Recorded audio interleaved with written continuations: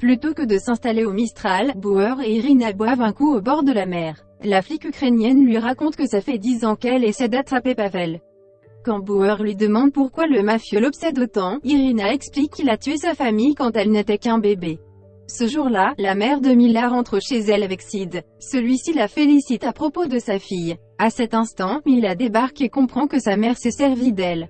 Fâchée, elle brûle l'argent qu'elle apportait justement à Sid en pensant aider sa mère.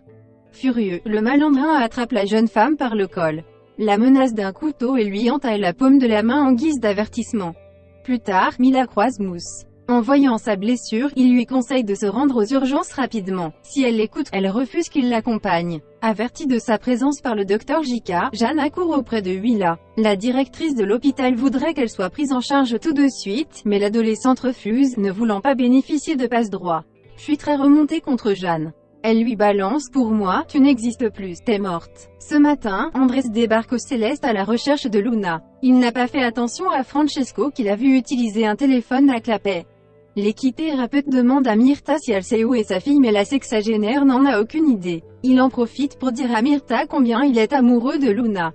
Il reconnaît qu'il a du mal à s'ouvrir, sûrement parce qu'il vit seul depuis trop longtemps. En quittant l'hôtel, il appelle Luna, avec un autre téléphone.